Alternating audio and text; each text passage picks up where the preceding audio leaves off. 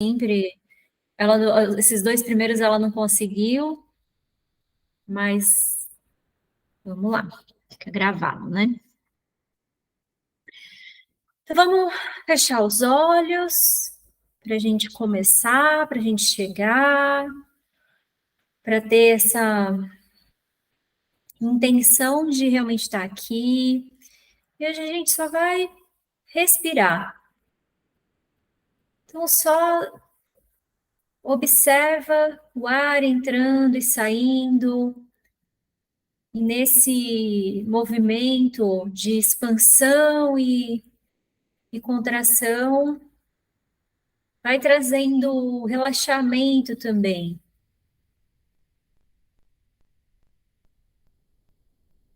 Então, não tem jeito certo, não tem jeito errado.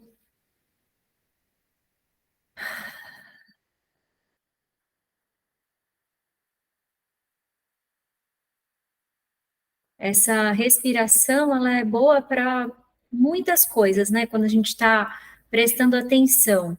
A gente sabe que a gente precisa de muito oxigênio também para o cérebro, e quando a gente precisa se concentrar, precisa de foco, quando a gente respira fundo e presta atenção na respiração, é ótimo para estudo, para trabalho, para concentração. Fora isso, a gente começa a observar também outras partes do nosso corpo, que a gente pode estar tensionando sem perceber. E aí, quando a gente faz esse, esse movimento mesmo, né, de deixar fluir, de soltar, a gente acaba soltando também essas posturas que estão toda torta, né? A gente fica às vezes concentrado e nem percebe. Então, vai soltando os músculos, vai ajustando, alinhando, nesse sentido de trazer conforto para os seus ossos, para a coluna, para os ombros, para os pés, para as mãos. Então, vai tendo essa intenção de soltar. A gente pode também pensar, perceber e contemplar que toda a natureza está passando por uma transição o tempo todo, e nesse momento a gente está no outono. E o outono é a estação dos frutos. Então, isso, numa visão de um ciclo criativo, é a parte final. Então, agora é um momento onde a gente pode parar, observar tudo o que foi acontecendo nos últimos dias, nas últimas semanas. Então, pode ser que você perceba que você está meio incomodada com alguma coisa, ou preocupada, ou com raiva, ou até mesmo com uma sensação de das coisas fluindo também. Então, esse é o momento para a gente observar também o nosso caminho até aqui. E a partir disso, a gente pode começar a se preparar para fazer algumas finalizações que são naturais. Isso a gente também pode viver a partir da respiração. Então, todas as vezes que a gente inspirar, a gente pode contemplar esse movimento acontecendo, o fluxo do sangue levando oxigênio e nutrientes para o nosso organismo. E a gente também pode olhar para esse momento de expiração, a gente soltar o ar.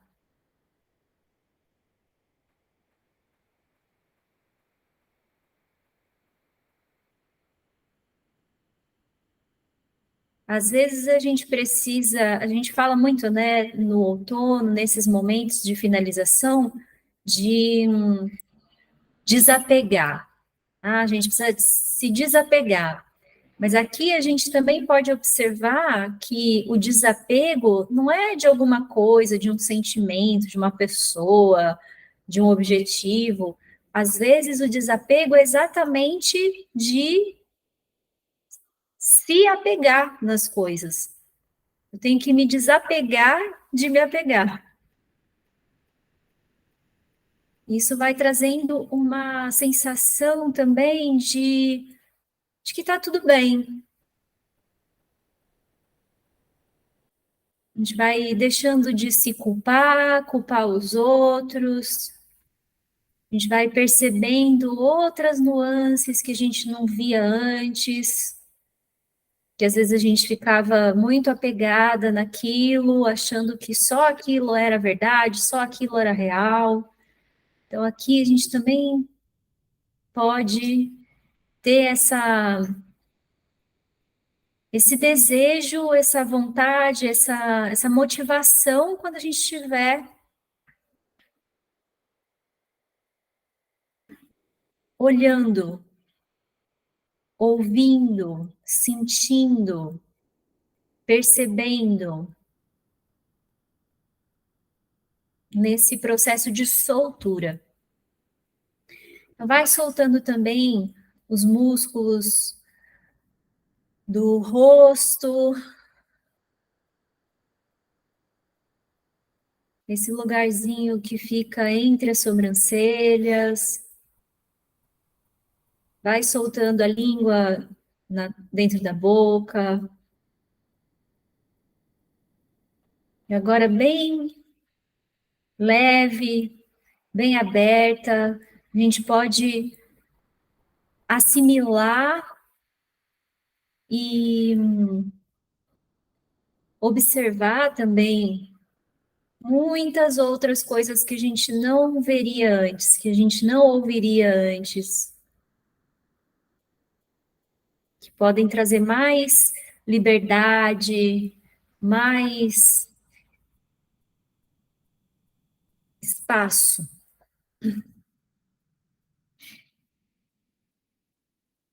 E com isso, a gente vai abrindo esse círculo de estudos.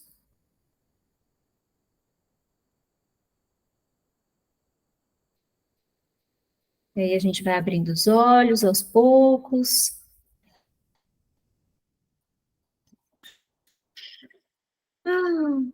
E vamos começar.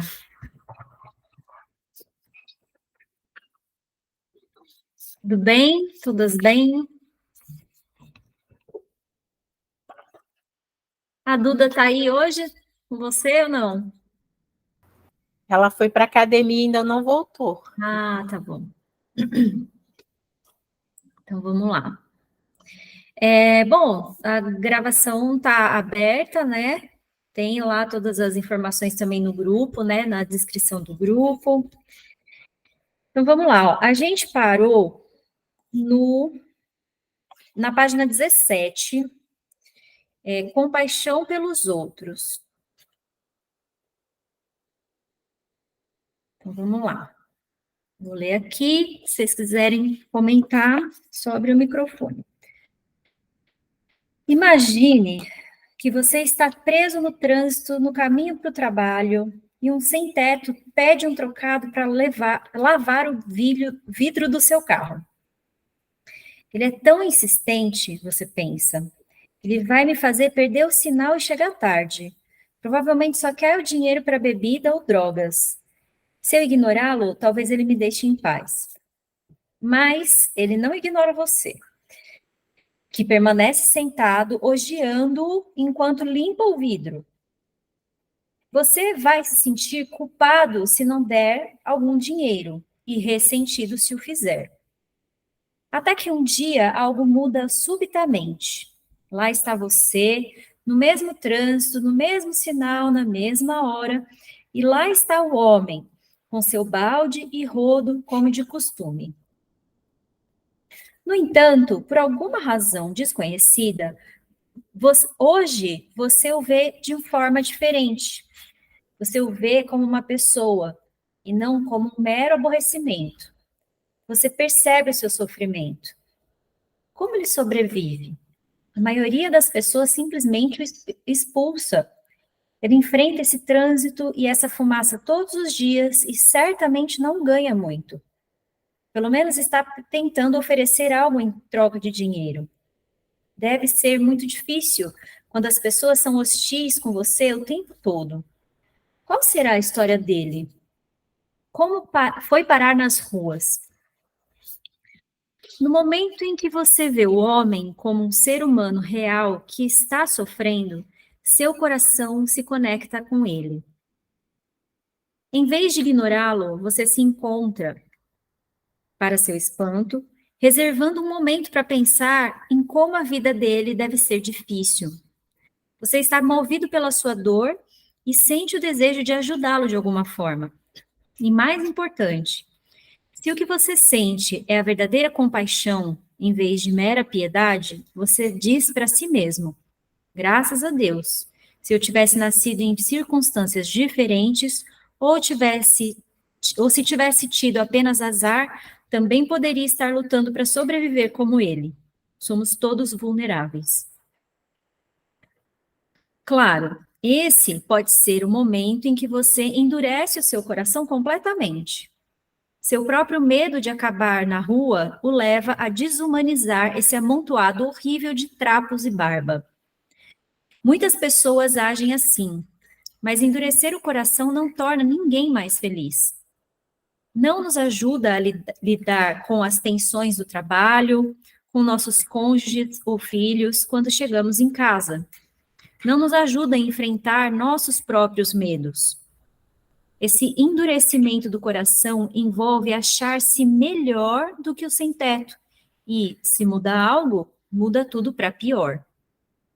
Mas, suponhamos que você não se fecha e realmente experimenta compaixão pela infelicidade do sem-teto. Como você se sente? Esse é um sentimento muito bom. É maravilhoso quando o seu coração se abre. Você se sente imediatamente mais conectado, vivo, presente. Agora, imaginemos que o homem não tivesse tentado lavar os vidros em troca de algum dinheiro. Talvez ele estivesse apenas pedindo dinheiro para comprar álcool ou drogas. Você ainda sentiria compaixão por ele? Sim. Você não tem que convidá-lo para ir à sua casa nem lhe dar dinheiro. Você pode decidir dar-lhe um sorriso amável ou um sanduíche se sentir que é a coisa mais responsável a se fazer. Mas sim, ele ainda é digno de compaixão. Todos nós somos.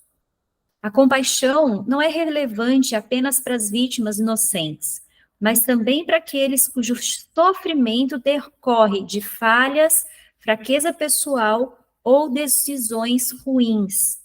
Você sabe, do tipo que você e eu cometemos todos os dias. A compaixão, portanto, envolve o reconhecimento e a visão clara do sofrimento. Ela também envolve sentimentos de bondade pelas pessoas que sofrem, de modo que o desejo de ajudar a amenizar o sofrimento cresce. Finalmente, a compaixão envolve reconhecer a nossa condição humana compartilhada, imperfeita e frágil como ela é. Aqui eu acho muito bonito assim esse conceito, que é um treino, eu não sei vocês, mas para mim de ver assim algumas coisas, sabe, de algumas pessoas, tipo o governo passado, e, sabe, não querer matar, achar que tá tudo errado, que a pessoa é péssima, entendeu? E ela não vale nada. Então, aqui ela está falando que a compaixão é para qualquer ser humano, independente do que ele faz ou deixa de fazer. Se você acha que ele merece ou não, você consegue olhar por trás daquela pessoa, do que ela está aparentando ser, e perceber que ela também tem os sofrimentos dela, que às vezes a gente nem imagina, tem também as dificuldades, e isso acaba gerando uma sensação muito melhor, que é o que ela fala aqui, que pode ajudar muito mais para mim e para todas as pessoas, do que ficar me prendendo nessa visão de quem é culpado, quem é inocente, de ser maior, né, de ser melhor, porque eu acho que a pessoa é pior do que eu, né? Eu acho bem, bem bonito, assim, é uma prática mesmo, né? Um treino. Como vocês estão? O que vocês sentem sobre isso?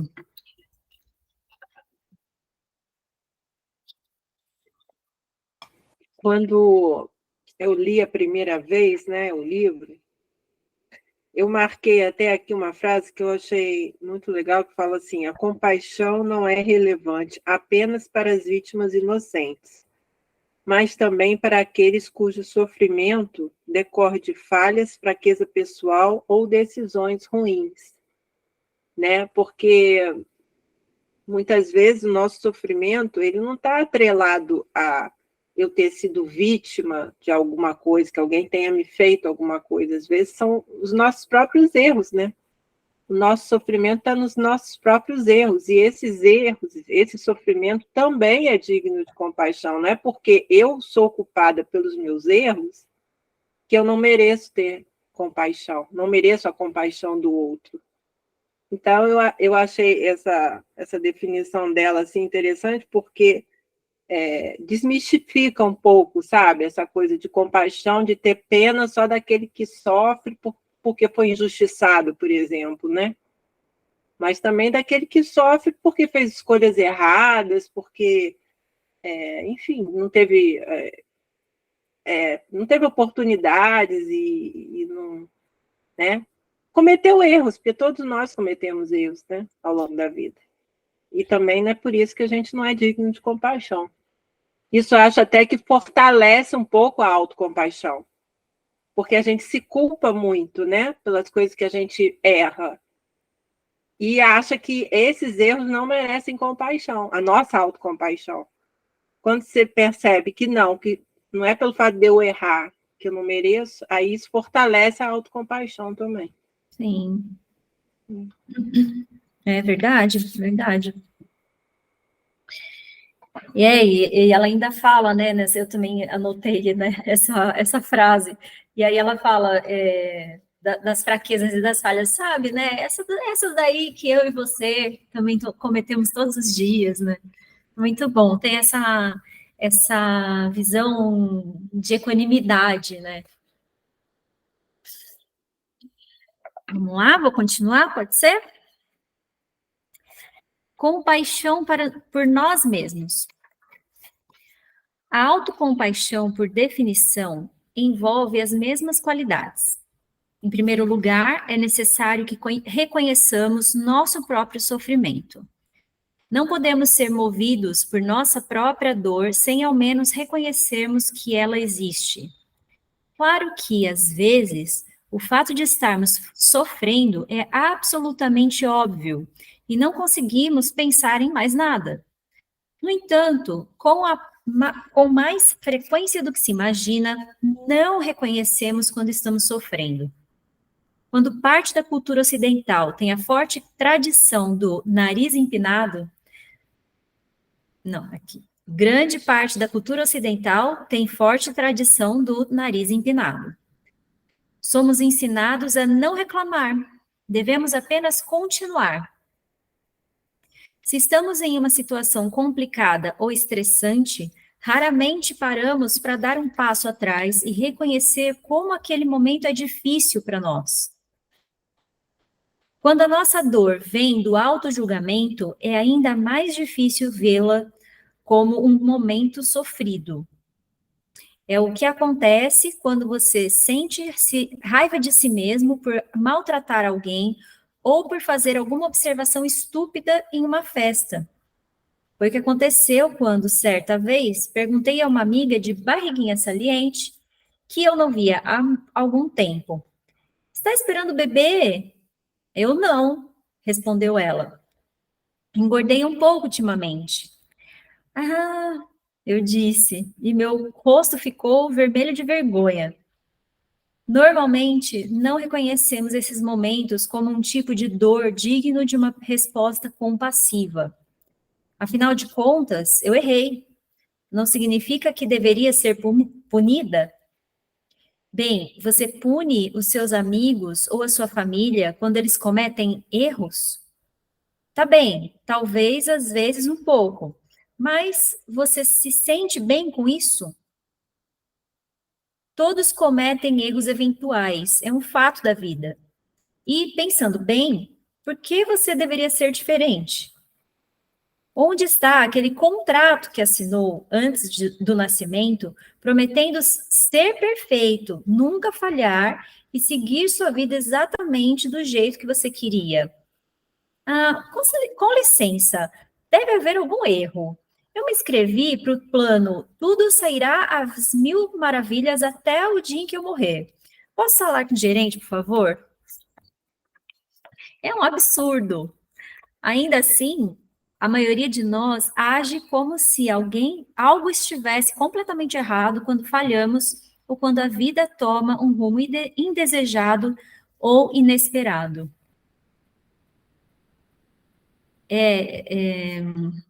Só rapidinho aqui. É essa sensação de fracasso, que eu acho que isso tem relação também, né?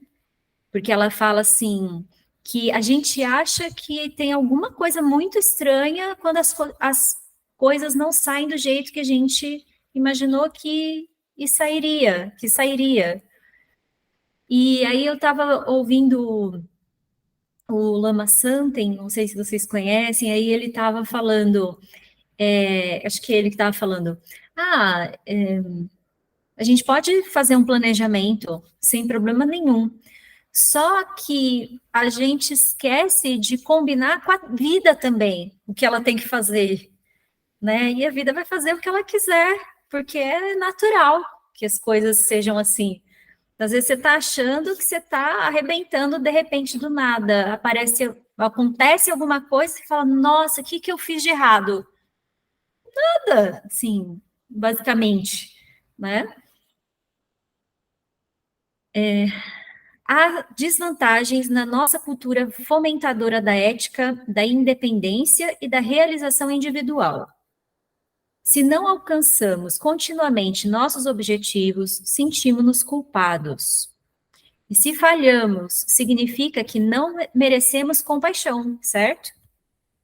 A verdade é que todo mundo é digno de compaixão. O próprio fato de sermos seres humanos conscientes experienciando a vida no planeta significa que somos intrinsecamente valiosos e merecedores de atenção. De acordo com o Dalai Lama, os seres humanos, por natureza, querem a felicidade e não o sofrimento. Com esse sentimento, todo mundo tenta alcançar a felicidade e se livrar do sofrimento, e todos têm o direito básico de fazê-lo. Basicamente, do ponto de vista do valor humano real, somos todos iguais. Sem dúvida, foi esse o mesmo sentimento que inspirou a Declaração de Independência dos Estados Unidos. Consideramos estas verdades como auto-evidentes, que todos os homens são criados iguais, que são dotados pelo Criador de certos direitos inalienáveis, que entre estes estão a vida, a liberdade e a busca da felicidade. Não precisamos ganhar o direito à compaixão. É nosso direito de nascença. Somos humanos e nossa capacidade de pensar e sentir, combinada com o nosso desejo de sermos felizes ao invés de sofrermos, garante a compaixão por si só. Eu preciso falar. Todos esses como ela falou aqui, a Declaração de Independência, muitos escritos desses, eles levam em consideração que esses direitos são não de seres humanos, mas de homens. Aqui, ela não fala sobre isso, eu concordo totalmente com a visão dela, mas a gente precisa também observar que o fundo, a base disso está correta, só que aqui, nesses escritos, eles são escritos levando em consideração que algumas pessoas têm esse direito, né? Aqui não está escrito que todos os homens são criados iguais, são escritos por pessoas que olham para os homens como seres humanos, que têm direitos, né? Então, acho que é interessante a gente trazer um pouco essa visão também, todas as vezes que a gente estiver lendo coisas desse tipo, observar de quem eles estavam falando. E começar, aqui o ponto é, começar a observar que a gente ouviu tanto isso e está tão inconsciente que quando ela fala, por exemplo, ela dá esse exemplo do morador de rua, ela já está falando desse preconceito de que é um pré-conceito, é um conceito que já foi formado antes de quem é aquela pessoa que está na rua. Então, esses direitos, por exemplo, eles não são para as mulheres, eles não são para pessoas pretas, né? Então, começar a observar a nossa visão dessas pessoas, por mais que a gente fale, não, eu não sou racista, não, eu não sou, imagina, super a favor do feminismo, ou qualquer coisa desse tipo, começar a observar também que, assim como eu olho para mim e eu acho que eu não tenho que ter autocompaixão, porque a gente também faz essa diferença, essa confusão, né, entre compaixão e pena ou empatia, né, que ela fala aqui um pouco antes, a gente também tem algumas pessoas que a gente olha e fala, então, mas será que não é culpada? Será que realmente merece compaixão? Né? Que classe de ser humano é essa, sabe? Então, eu acho trazendo um pouco do que eu vejo aqui, porque eu acho que a gente precisa muito perceber as palavras, principalmente os símbolos, as imagens, de onde elas vêm, para a gente também começar a desmistificar, inclusive nesses pontos, né? Da compaixão e da autocompaixão. Oi, Vanessa, tudo bem? Tudo jóia, e você? Tudo bom. Tá bom, boa noite, meninas. Boa noite. Boa noite. Ô, Jô, um exemplo que me veio à cabeça disso aí é justamente as mulheres que sofrem violência doméstica, né? Que muitas vezes a gente acha que elas...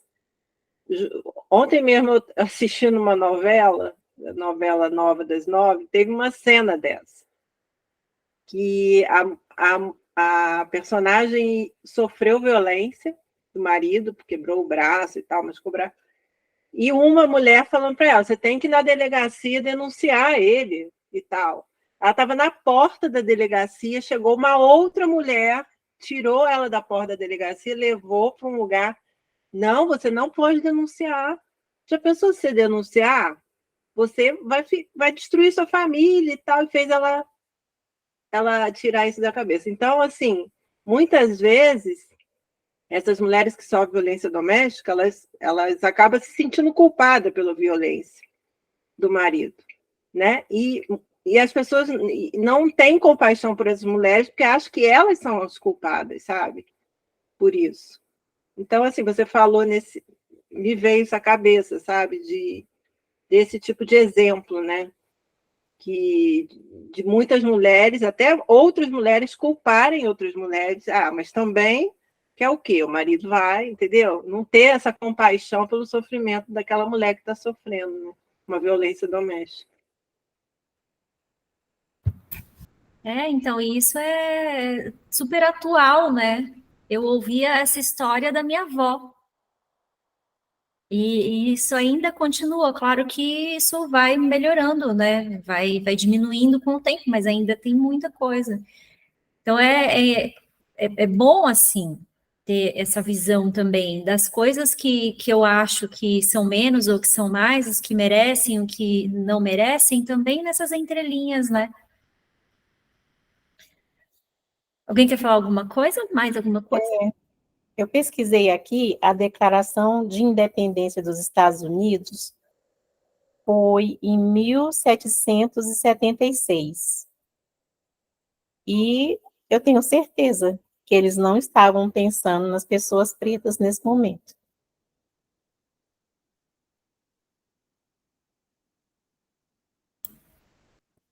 Pois é.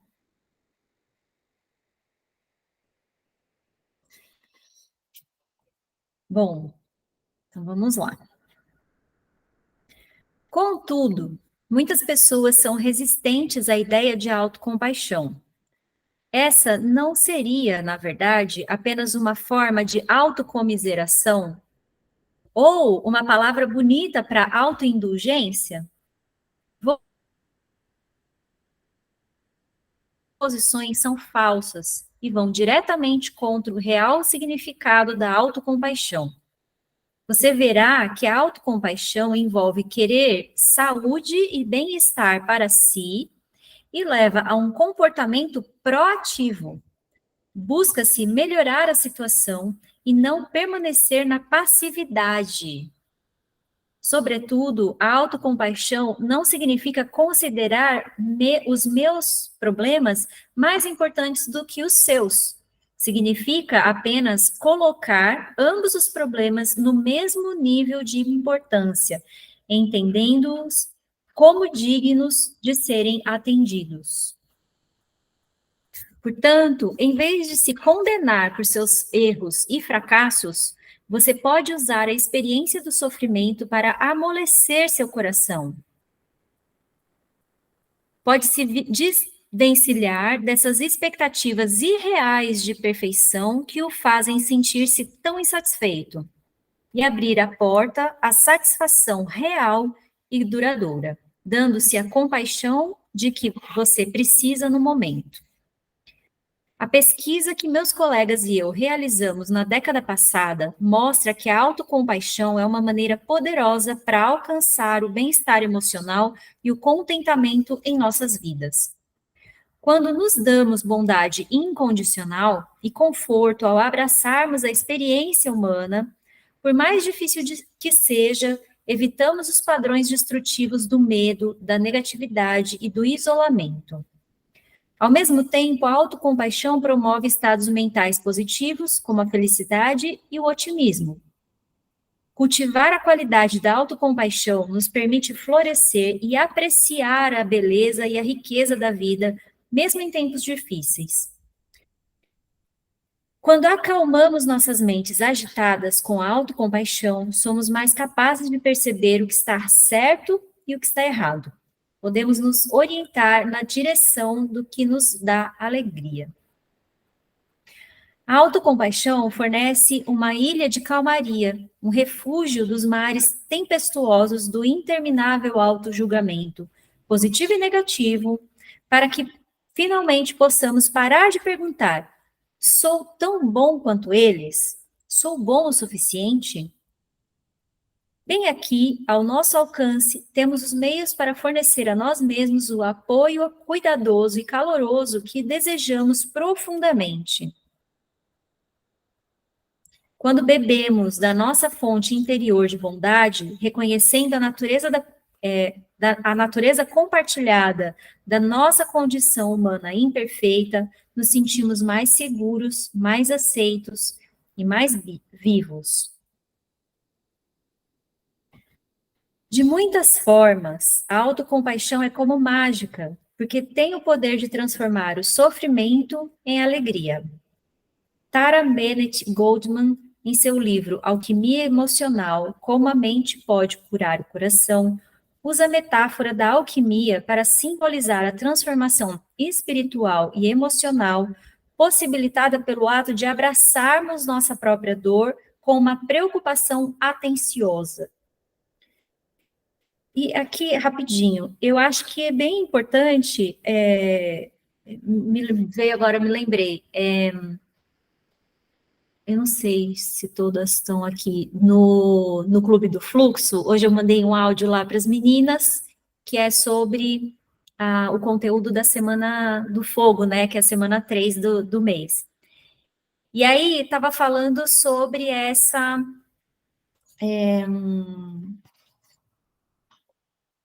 observação do que acontece quando algo chega até mim que eu não quero, que eu não queria que acontecesse, né? Então, eu tento afastar, eu fico com raiva, acontece mil coisas, mas você conseguir se colocar nessa posição, como se você estivesse olhando de fora, enquanto está acontecendo, né? E aí, perceber esse mecanismo das coisas acontecendo em tempo real, né? Isso é muito, muito interessante. E aí, uma coisa que eu percebi é que é isso, às vezes a gente fica com um pouco de medo de fazer isso, porque parece que você está tentando acolher a dor nesse sentido de ficar com ela, sabe? Sabe, eu tô sofrendo, tá doendo, às vezes é físico, até o exemplo que eu dei, né, no grupo foi esse, foi uma dor física, mas não é isso. Como ela fala, abraçarmos nossa própria dor não precisa ser ficar doendo mais ainda, né? Não é nesse sentido. Abraçar a dor está doendo, está acontecendo, eu não posso mentir. E para isso, eu preciso estar presente no que está acontecendo. Não posso fingir que nada está acontecendo. E também não posso aumentar, né, a coisa como se fosse a pior coisa do mundo que só eu passo. Então, eu acho bom olhar por esse ponto também, né? Essa alquimia para simbolizar a transformação espiritual e emocional. Então, esse espiritual, a gente pode usar algumas palavras, por exemplo, energético, vibracional, sutil. Cada um vai ter uma palavra que faz mais sentido. Porque às vezes a gente põe o espiritual, a gente já pensa em uma religião específica, né? Às vezes não se fala, não se trata disso. Se trata daquilo que está acontecendo e eu não estou percebendo, que é meio que invisível, né?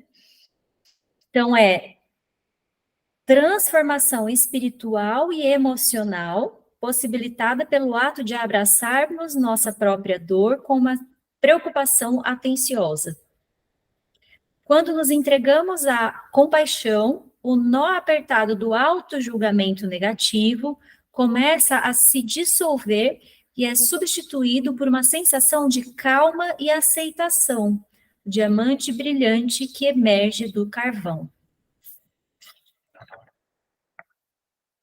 Alguém quer falar alguma coisa?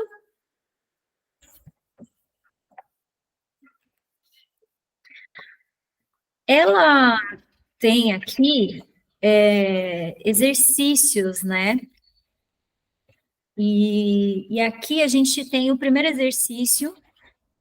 Então, vou falar, e aí seria muito legal se a gente pudesse fazer isso durante a semana, pegar alguns minutinhos para fazer essas propostas aqui dela, né? Então, vou ler. Exercício 1. Como você reage a si mesmo e à sua vida? Como você costuma reagir a si mesmo? Aí tem algumas opções. Que tipo de coisas você normalmente julga e critica em si mesmo? aparência, carreira, relacionamentos, seus pais, etc.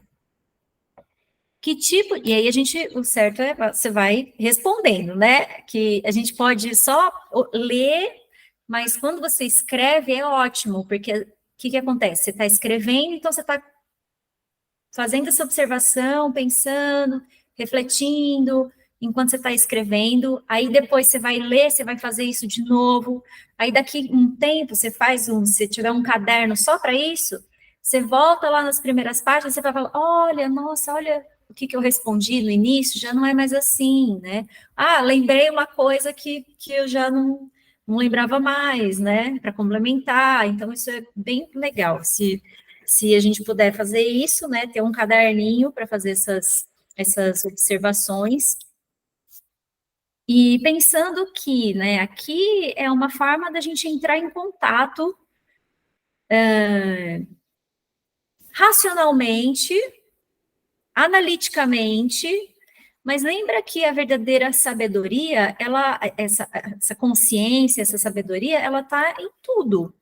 Então, a gente precisa, de alguma forma, ter essa intenção de vivenciar.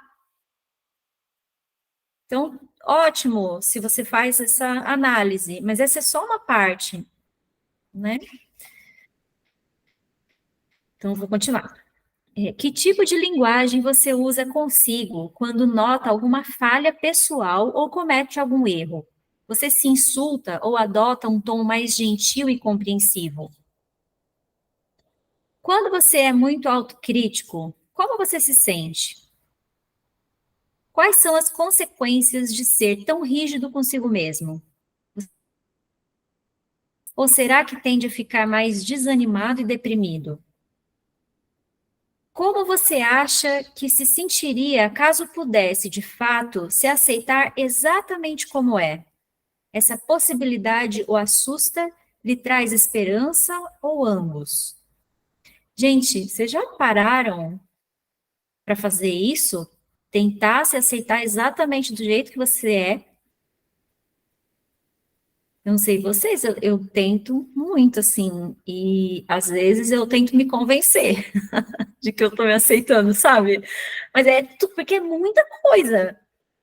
É tipo assim, desde a aparência de alguma coisinha que me incomoda, até uma emoção que eu acho que eu não tenho que ter, porque, eu já sei disso, como é que eu tô agindo assim de novo, né? Até as coisas que eu realmente já achava antes, né? Isso daqui eu não consigo lidar, é muita coisa. Então, se a gente for parar para ficar pensando, observando, analisando de novo, né? Acho que o problema é essa análise, eu acho.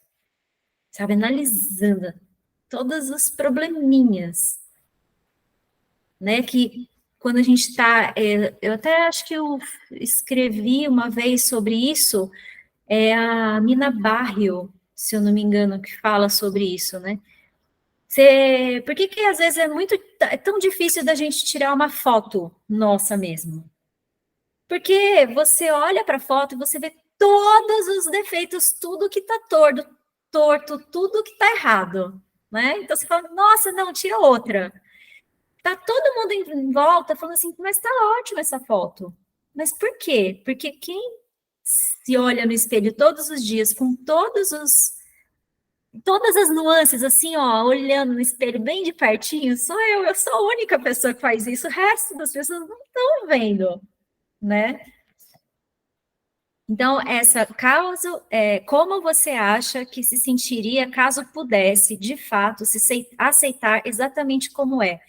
E aí é legal de novo, né? Quando você faz isso, você começa a olhar para as outras pessoas e falar e perceber que é a mesma coisa com todas as outras pessoas. Sabe aquela mulher incrível que você olha e fala assim, ai, não tem defeitos, né? Perfeita sem defeitos. Ela se olha e ela vê todos os defeitos, todos os problemas, todos os errinhos dela. Por mais que ela não aparente. Por mais que ninguém saiba, mas ela sabe, né? Eu tô falando de mulher porque estamos em mulheres, mas Poderia ser um homem ou qualquer outra pessoa, né? Vou continuar, tá? Nesse exercício 1. Como você reage diante das dificuldades da vida? Vamos lá. Como você trata a si mesmo quando enfrenta os desafios da sua vida?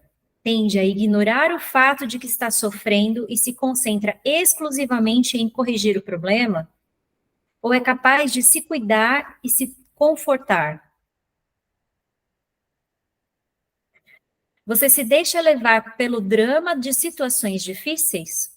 Transforma a dificuldade em um problema maior do que é? Ou tende a manter as coisas numa perspectiva equilibrada? Você tende a se sentir rejeitado pelos outros quando as coisas dão errado, mantendo o sentimento irracional de que todo mundo está numa situação melhor do que você?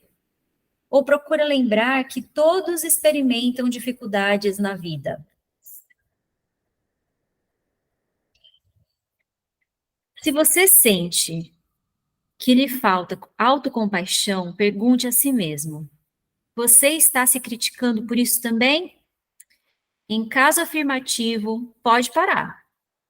Tente sentir compaixão por ser difícil ser imperfeito nessa nossa sociedade extremamente competitiva. Nossa cultura não enfatiza a autocompaixão, muito pelo contrário. Somos informados de que não importa o quanto tentemos, o nosso melhor nunca é bom o suficiente. É hora de algo diferente. Todos podemos nos beneficiar quando aprendemos a ser mais autocompassivos e agora é o momento perfeito para começar. Será que tudo isso é relevante para você, leitor? Cada capítulo deste livro contém exercícios que o ajudarão a entender o quanto o seu contínuo autojulgamento o prejudica. Há também exercícios para desenvolver mais autocompaixão, para que esse sentimento se torne rotineiro na vida diária, o que permite estabelecer uma forma mais saudável de se relacionar consigo mesmo. Você pode determinar o seu nível preciso de autocompaixão usando a escala que desenvolvi na minha pesquisa. Vá até o meu site, que é www.selfcompassion.org, e entre no link How Self-Compassionate Are You? Eu vou deixar isso daqui também na descrição do vídeo, né, na gravação. Talvez, de repente, até é mais fácil, né? Depois a gente clica ali e já vai direto. E aqui a tradução. Como está seu nível de autocompaixão? Depois de preencher uma série de perguntas, o seu nível de autocompaixão será calculado.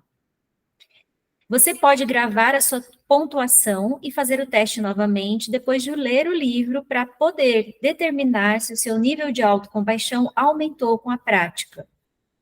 Não há como ter a autoestima sempre elevada. Sua vida continuará a ter falhas e imperfeições, mas a autocompaixão estará sempre lá, esperando por você como um porto seguro, nos bons e nos maus momentos. Se você está no topo do mundo ou no fundo do poço, a autocompaixão vai ajudá-lo a se encaminhar para um lugar melhor. Ela assume o trabalho de mudar os hábitos enraizados da autocrítica. No fim das contas, você só precisa relaxar, permitir que a vida seja como ela é e abrir seu coração para si mesmo. É mais fácil do que você imagina e pode mudar sua vida. Só para a gente, né?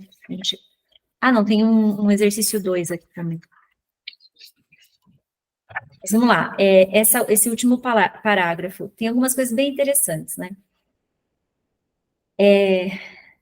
Vamos observar que a gente está sempre em altos e baixos nesse lugar.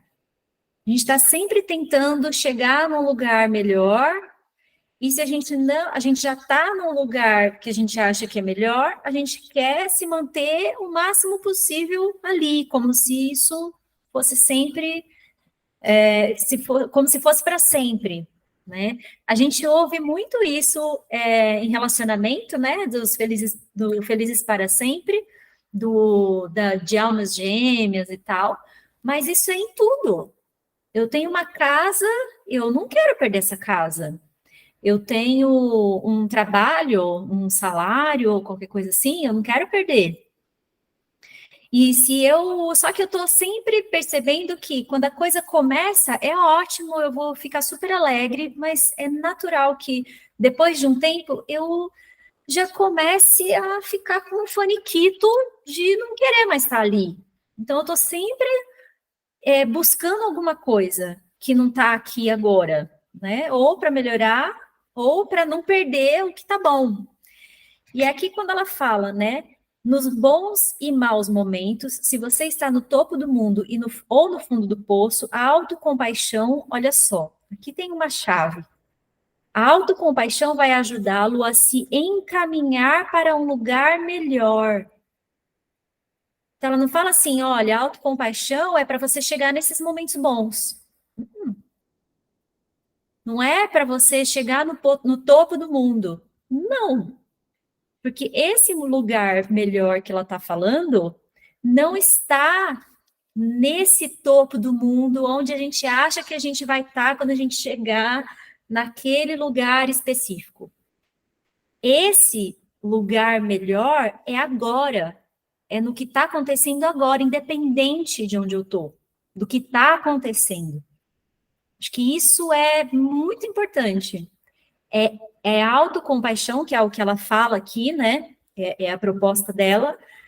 Observar e trazer, né, para o dia a dia essa autocompaixão, que é isso que pode fazer com que a gente esteja realmente num lugar melhor.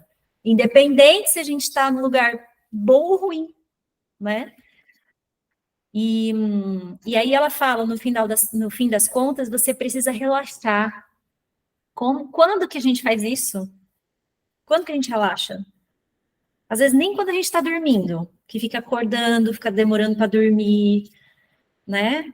Quando que relaxa? Às vezes quando você vai tomar um banho, mas mesmo assim às vezes fica na coisa da correria, né? Então assim, você só precisa relaxar. Pensa se não é simples. Deveria, né? Porque é uma coisa natural para os seres humanos. É uma coisa natural relaxar, né? E relaxar e permitir que a vida seja como ela é. Independente se a gente está num bom ou num mau momento. A vida, eu permito que a vida seja como ela é e eu relaxo. E aí tem várias coisas que vão ajudando a gente a fazer isso, né? E aí cada um vai ter uma forma de fazer isso, né? É mais fácil do que você imagina e pode mudar a sua vida. Bom, são 8h26. Rola da gente finalizar o capítulo, que é esse exercício 2 aqui. Tá bom. Peraí que eu vou até marcar aqui esse último parágrafo.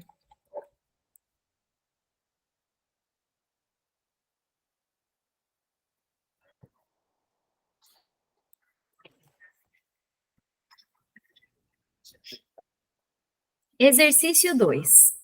Explorando a autocompaixão por meio da escrita de uma carta. Parte 1. Todo mundo reconhece em si algo de que não gosta. Algo que provoca vergonha, insegurança ou a sensação de não ser bom o suficiente. Ser imperfeito faz parte da condição humana. Sentimentos de fracasso e inadequação são parte da experiência de viver. Tente pensar numa situação que cause em você um sentimento de inadequação ou de insatisfação consigo mesmo, aparência física, problemas no trabalho, nos relacionamentos, etc. Como você se sente de verdade? Assustado? Triste? Deprimido? Inseguro? Irritado? Que emoções surgem quando você pensa a respeito desse aspecto de si mesmo? Por favor, tente ser o mais honesto possível e evite reprimir qualquer sentimento. Ao mesmo tempo, procure não ser melodramático. Tente apenas sentir suas emoções exatamente como são, nem mais, nem menos. Parte 2. Pense num amigo imaginário incondicionalmente amável, aberto, bondoso e compassivo. Imagine que esse amigo possa ver todos os seus pontos fortes e todas as suas fraquezas, incluindo o aspecto de si mesmo em que você acabou de pensar. Reflita sobre como esse amigo se sente em relação a você. Você é amado e aceito exatamente como é, com todas as suas imperfeições humanas. Esse amigo reconhece os limites da natureza humana e é amável e tolerante com você. Em sua grande sabedoria, esse amigo compreende sua história, além das milhões de coisas que aconteceram na sua vida que fizeram você ser como é neste momento. Sua inadequação particular pode estar ligada a tantas coisas sobre as quais você não teve escolha. Seus genes, sua história familiar, circunstâncias de vida, coisas que estavam fora do seu controle. Escreva uma carta para si mesmo a partir da perspectiva desse amigo imaginário, focado na tendência a se julgar pela inadequação que sente. Ponto. O que ele diria a respeito da sua falha, segundo a perspectiva da compaixão ilimitada? Como transmitiria a profunda empatia que sente por você, e especialmente pelo desconforto gerado pelo seu duro auto-julgamento? O que esse amigo escreveria para lembrá-lo de que você é apenas humano e que todas as pessoas têm pontos fortes e fracos? Você acha que esse amigo sugeriria possíveis mudanças para você fazer? Como essas sugestões seriam incorporadas aos sentimentos de compreensão incondicional e compaixão? Quando escrever para si mesmo, adotando a perspectiva desse amigo, tente infundir na carta um forte senso de aceitação pessoal, bondade e carinho, além de desejos de saúde e felicidade. Depois de escrever a carta, deixe-a guardada por um período. Só após um tempo, volte a lê-la, deixando que as palavras penetrem de verdade. Sinta compaixão enquanto ela entra em você, acalmando e confortando-o como uma brisa fresca em um dia quente. O amor, a conexão e a aceitação são os seus primeiros direitos ao nascer. Para reclamá-los, você só precisa olhar para dentro de si. E é isso. Analisamos o capítulo 1. Como vocês estão? Tem alguma coisa que chama mais atenção, que fica mais forte, às vezes uma palavra, uma sensação?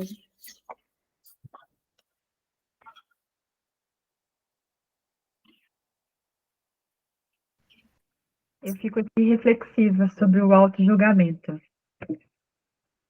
Isso é uma coisa que eu tenho tentado não fazer, mas a questão do perfeccionismo, né, de você sempre tem que ser melhor, você sempre tem que isso, tem que aquilo, isso realmente é muitas vezes frustrante para a gente, né? A gente esquece que a gente é humano.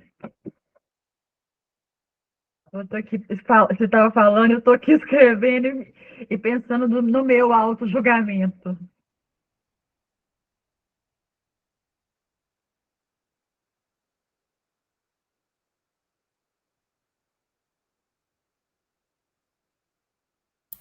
Ela fala aqui, né, sobre o perfeccionismo, e eu acho muito bom que ela fala assim, que a gente se coloca, acho que depois ela fala de novo isso, a gente se coloca num ponto onde a gente tem que ser melhor.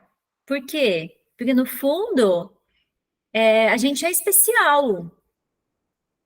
Entendeu? Como que eu não vou fazer isso daqui? E aí tem toda a coisa dessa sociedade que é competitiva. Por que que a gente tem que ser, né, melhor? Por que que a gente se acha especial assim? Porque não tem para todo mundo. Essa é a premissa básica da economia tradicional, né? Não tem para todo mundo, os recursos são escassos. Então, se você não conseguir, meu bem, o problema é seu, né? E então tem muita coisa envolvida, né, nesse perfeccionismo, mas é muito bom ter essa noção, eu acho, né, para mim, assim, quando eu penso nisso, né, quando eu olho para isso, que existe, que é o que ela fala aqui, eu, eu tenho que perceber que isso existe, que às vezes eu só preciso expandir um pouco minha visão sobre o que é esse perfeccionismo. Porque a Rê não está aqui hoje, né? Mas ela já me falou algumas vezes que antigamente, para ela, ser perfeccionista ela era uma super qualidade para ela. Nossa, é ótimo, né? Como se fosse uma coisa que ia levar ela para algum lugar muito ótimo, muito maravilhoso, muito, né, de conseguir fazer tudo e dar conta de tudo e tal. E aí ela começou a perceber o quanto aquilo estava machucando ela. No próximo encontro eu peço para ela falar um pouco sobre, né? Que ela vai falar com as palavras dela. Então, às vezes também tem um pouco disso, né? Da gente se prender ao que a gente escutou que é aquilo, o que é ser perfeccionista, né? E aí a gente começa a fazer esse exercício de abrir um pouco, né? Essa perspectiva. Do que essas coisas representam no dia a dia, de verdade, quando está acontecendo, né? Não só essa, essa crítica, né? O pensamento crítico de ficar pensando se aquilo é bom, se aquilo é ruim, se eu tenho que continuar, se eu tenho que deixar, né? Vocês querem, pode falar, mas pode falar.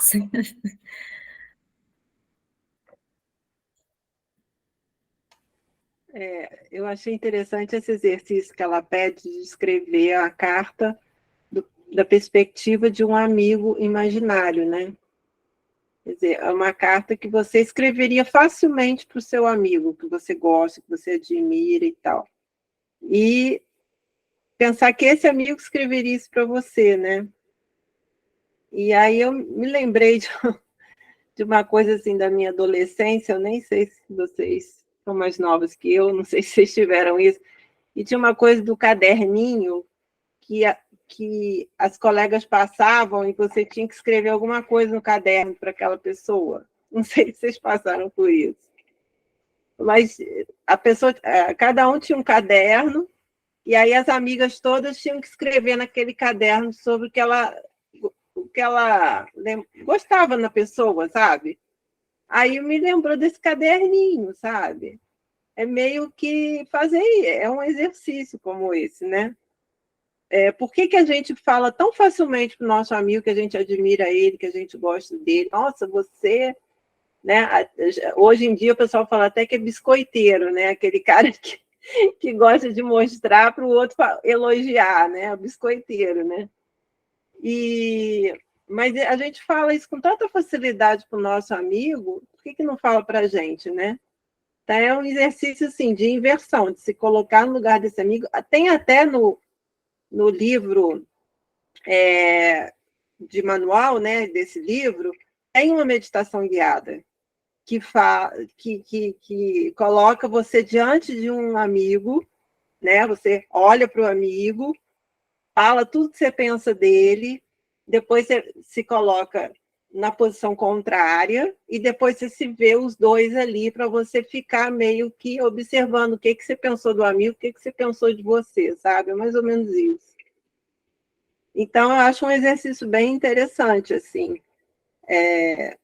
fazer esse caderninho, assim, de ir anotando, não precisa nem ser uma carta, eu acho que se todo dia você escrever uma coisa, assim, que você diria para um amigo seu, e ver se aquilo ali cabe para você, que muitas vezes cabe, né? E vai alimentando a autocompaixão, assim. Sim, muito bom. É muito fácil da gente fazer isso, por exemplo, com criança, né? Também. Não precisa ser só filho, assim, qualquer criança que esteja, que a gente tem perto, né? Às vezes um sobrinho, um filho de um amigo, né? A gente sempre vai ter esse olhar de carinho, né? De abertura, né? De compreensão, né? Pode fazer esse exercício dessa forma também, né? Bom, minhas queridas, são 20 para as 9. Tudo certo? Alguém quer falar alguma coisa para a gente finalizar? Tá. Então vamos só fazer essa finalização. Vamos fechar os olhos um pouquinho.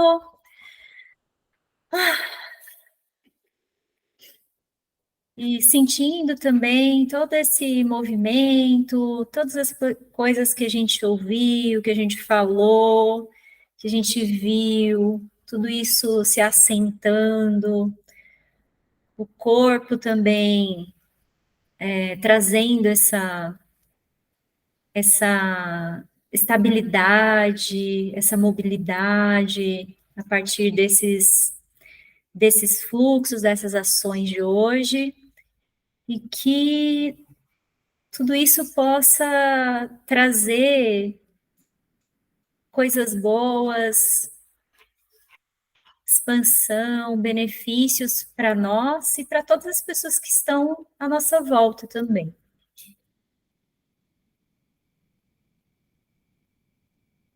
Como se a gente pudesse trazer essa